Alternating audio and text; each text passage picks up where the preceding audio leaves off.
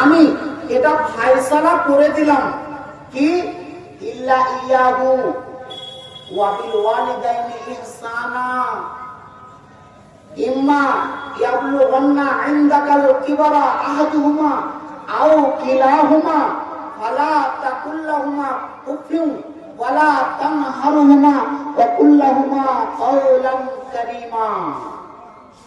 আল্লাহ কোরআন বলছে, কি বলছে?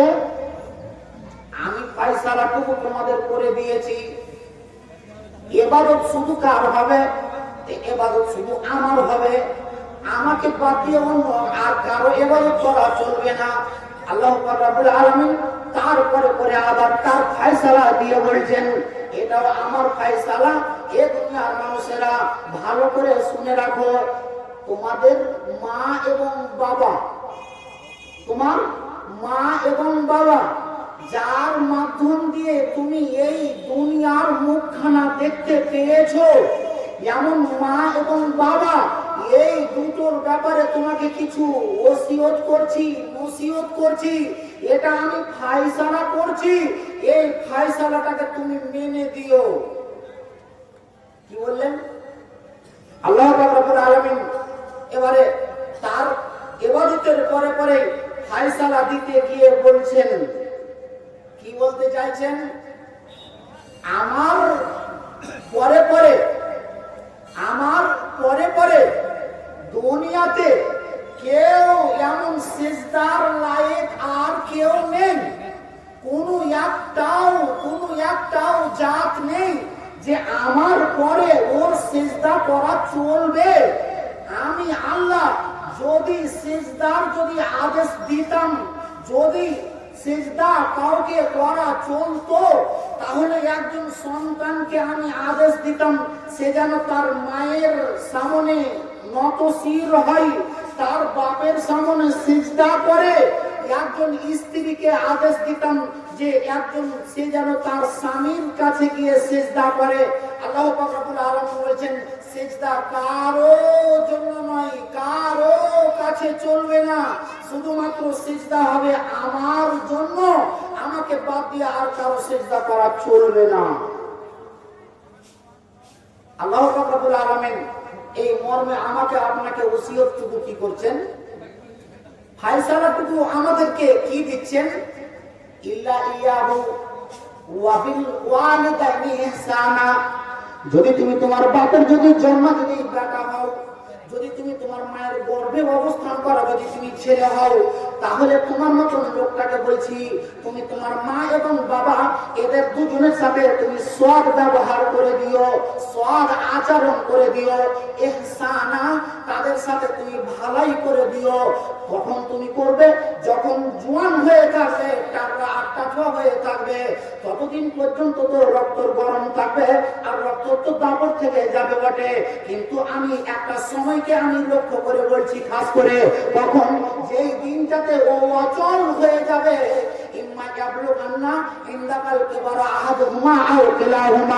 তাদের দুজনের ভিতরে কেউ একজন অথবা দুজন যখন বার্ধক্যে পৌঁছিয়ে যাবে, এমন বার্ধক্যে পৌঁছিয়ে গেলে পারে তুমি করবে কি?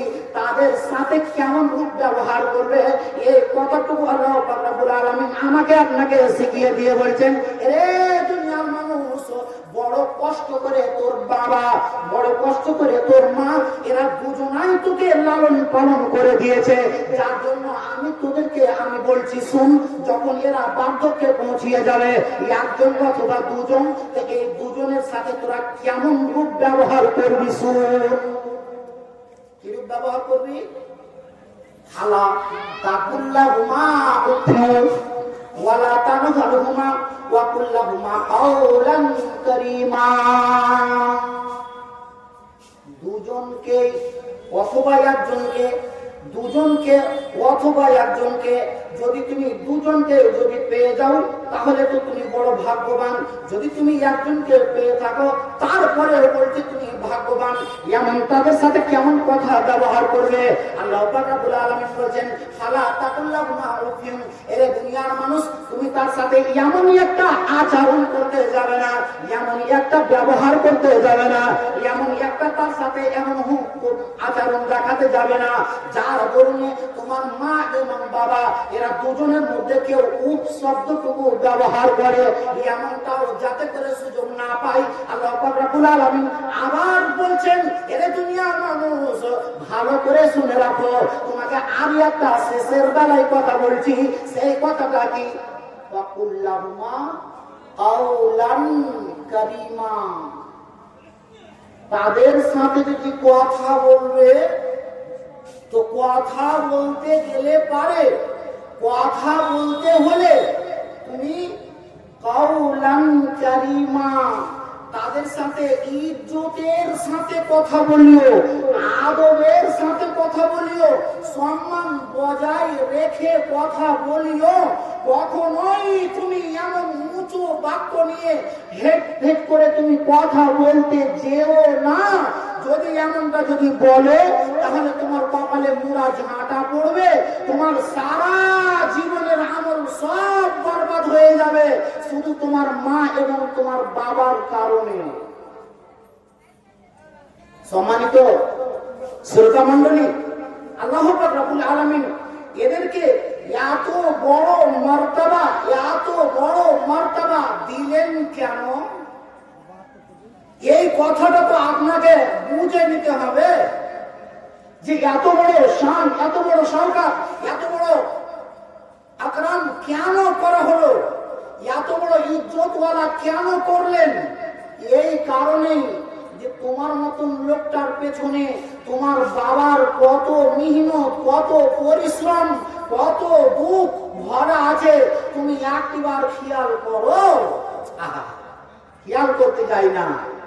এই সেই বাবা, যেই বাবাটাকে আজকের দিনে তোমার মতো লোকটা, আমার মতো লোকটা বাবার সাথে ব্যবহার যদি আমরা করে থাকি, আমাকে আল্লাহ টাকা দিয়েছে, আমাকে আল্লাহ পয়সা দিয়েছে, আমাকে আল্লাহ ধন সম্পদ দিয়েছে, আজকে আমি সম্মানী হয়ে গিয়েছি, আজকে আমার কাছে কিছু অর্থ শর্ত এসে আছে, আমি একখানা সুন্দর বাড়ি বানিয়ে নিয়েছি, আমার কাছে আর কিছুরই অভাব নেই, যার জন্য বাপকে পর্যন্ত কথা বলতে গিয়ে ঝাঁকুড়ি দিয়ে আর খেঁকুড়ি মেরে দিয়ে সজোরে আমার মতো লোকটা কথা বলতে দ্বিধা করে দেয় না। আল্লাহ পাক রব্বুল আলামিন বলেছে, এরে নাদান, তোর কপালে মুড়া ঝাঁটা পড়ে যাবে, খবরদার খবরদার, তোর বাপের সাথে বেয়াদবি করবি না, তোর বাপের সাথে কথা বলতে গেলে পারে উঁচু স্বর নিয়ে, উঁচু স্বর নিয়ে, উঁচু বাক্য নিয়ে খবরদার তুই কথা বলতে যাবি না। কেন বলতে যাবি না? এই জন্যই যে তোর নতুন ছেলেটাকে একবার খেয়াল করে দেখ। আজকে বলছো যে আমি ছেলেটার জন্য কত কষ্ট করছি জানো, আমি ছেলেটার জন্য কত কষ্ট করছি জানো, রাত আর দিন এক করে আছি। নাদান, তোমার মতো লোকটাকে আল্লাহ পাক রব্বুল আলামিন নিজের ইবাদতের পরে পরে বলছেন, ওয়াকাযা, আমার ফয়সালা হলো এটাই। রে দুনিয়ার মানুষেরা তোরা ভালো করে শুনে রাখ, তোর বাবা তোর জন্য কত কি করে আছিল, তোর জন্য কত কিছু করেছিল, একবার তুই যদি খেয়াল করে দেখবি, তোর মতন লোকটাকে মানুষ করতে গিয়ে আজকে তুই শিক্ষিত হলি, আজকে তুই সম্মানী হলি, আজকে এত বড় হাট্টা ঘাট্টা জোয়ানো হয়ে গিয়েছিস, আজকে কিছু টাকা পয়সা উপার্জন করতে পেরেছিস, আজকে এটা বড় বাহাদুরির কথা নয় রে। তোর বাপের দিনটাকে একবার খেয়াল করে দেখা, তোর মতন ছেলেটাকে খাওয়ানোর জন্য তোর বাপের জুতো ছিঁড়ে গিয়েছিল, 1 মাস ধরে ওই ছিঁড়া জুতাটাকে চালিয়ে দিয়েছিল, একটা গেঞ্জি ছিঁড়ে গিয়েছিল, ওটাকে 1.5 মাস ধরে চালিয়ে দিয়েছিল। তোর মতন ছেলেটার জন্য কেমন করে ভালো খাওয়াবো, কেমন করে ভালো পড়াবো, কেমন করে ভালো খাবে, কেমন করে ভালো পড়বে, কেমন করে ভালো জায়গায় শিক্ষা দেবো, নানান রকম চিন্তা ভাবনা নিয়ে সারা রাত ধরে তোমার মতন ছেলেটার জন্য 3 কুইন্টাল 3.5 কুইন্টাল 4 কুইন্টাল কয়লার সাইকেল ঠেলে আনতে দ্বিধাবোধ করেনি। শুধুমাত্র কেন রে, আগামীকালকে যদি আমি 1000 টাকা যদি ইনকাম করি, 700 টাকা যদি ইনকাম করি, 500 টাকা যদি ইনকাম করি, তাহলে এর থেকে হবে কি, আমার জয়গুরের জন্য আমি পেন্সিল কিনে দেবো, খাতা কিনে দেবো, একটা ঠান্ডা মৌসুম এসে আছে, একটা তার জন্য জুতা কিনে দেবো, স্কুল যাওয়ার জন্য তার একটা ব্যাগ কিনে দেবো, তার শরীরে একটা সোয়েটার নেই, একটা তার শরীরে সোয়েটার কিনে দেবো। নানান রকম ভাবনা নিয়ে নিজের আরামখানাকে পর্যন্ত আরাম করে দিয়ে তোমার বাপ এত কষ্ট করে আর মেহনত করে পরিশ্রম করে শুধুমাত্র তোমার জন্য।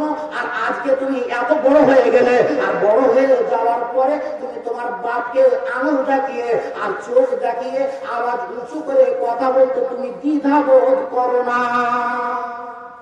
এই সেই বাপ তোমার মতন ছেলেটাকে নিয়ে ভাবতে গিয়ে পায়ে হেঁটে এখান থেকে 1 কিলোমিটার 1.5 কিলোমিটার 2 কিলোমিটার চলে গিয়েছে, পকেটে টাকা নেই, বাজারে গিয়ে মিষ্টির দোকানের সামনে তাকিয়ে দেখছে সিসার ভিতরে সাজানো আছে সুন্দর সুন্দর মিষ্টি, এমন পকেটে কয়টা টাকা, অল্প কিছু টাকা। এই টাকাটা দিয়ে মন তো চাইছিল যে এমন দামি মিষ্টিগুলো কয়টা কিনে খেয়ে নি, কিন্তু কিনে খেতে পারেনি। কেন পারেনি? কেন পারেনি?